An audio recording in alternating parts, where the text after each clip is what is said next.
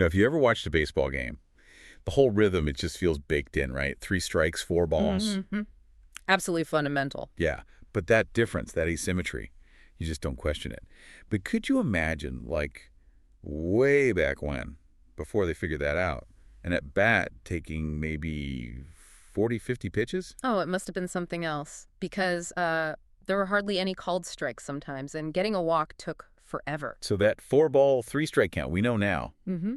It wasn't some grand design from day one. Not at all. It was pure chaos for decades, honestly. Just constant trial and error until things finally kind of stabilized near the end of the 1880s. Okay. So today we're diving into how that walk rule evolved. Yeah. And the intentional walk stuff, too. Exactly. Yeah. The whole dramatic, messy evolution of awarding first base. All right, so let's start with the strikes. That part was more solid from the get-go. Relatively speaking, yeah. 3 strikes and you're out. That goes way back to the Knickerbocker Rules in 1845. Foundational stuff. But you said umpires didn't always just call them. Right. That's the key difference early on. The focus was getting the ball hit.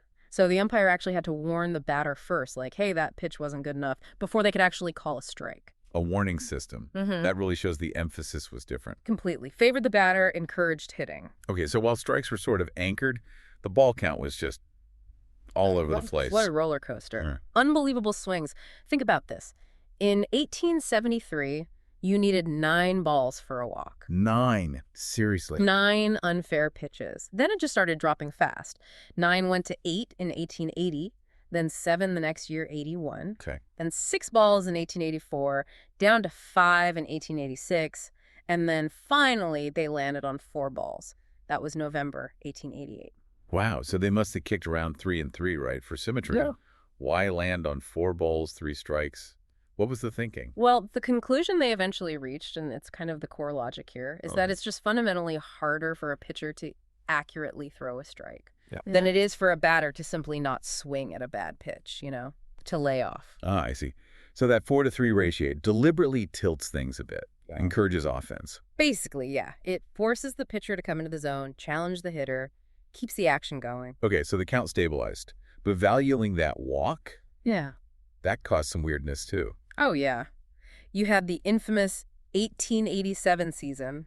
Just 1 year, thankfully. What happened then? It was the only season ever where a walk counted the same as a base hit for your batting average. No way.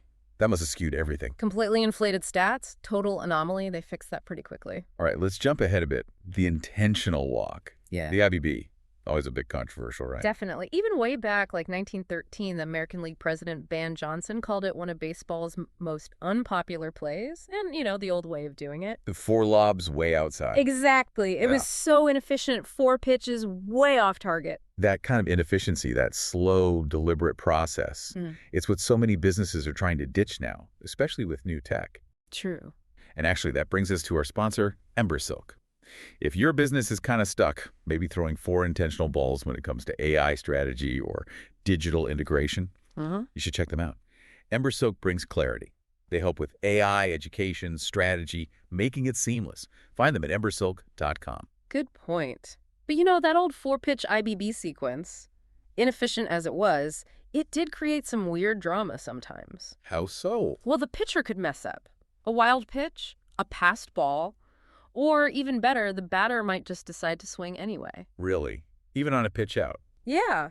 Think of Joe DiMaggio supposedly swinging at 1 to keep his hit streak alive, or Roberto Clemente. He apparently drilled a walk pitch that wasn't quite far enough outside for a hit. You lost that tiny possibility. But baseball's always chasing speed, pace of play. Always. And that led directly to the 2017 rule change. Just eliminated the 4 pitches entirely. Now the manager just signals. Yep. Signal the ump, batter takes first. Done. Purely for speed. And people weren't happy. Some definitely weren't. Called it a loss of colorful tradition. There's a great quote from Warren Giles, former NL president, about an earlier failed attempt. He said it deprived its fans of 4 chances to boo on every intentional walk. That's true. 4 chances to boo. That's a fan right, apparently. He's like it. So really, the simple count, 4 balls, 3 strikes. It's like a peace treaty almost. Hard won over years, trying to balance fairness and action. Perfectly put, a peace treaty. Mm-hmm. And just to leave you with a final thought on that intersection of power and patience. Okay. Think about Hank Aaron. Held the all-time home run record for decades. Right, of course. He is also the all-time leader in intentional walks. Yeah. 293 of them between 55 and 79. That's just immense respect shown by opponents pitch after pitch, year after year. Wow, power and patience indeed. That's a great stat. Isn't it?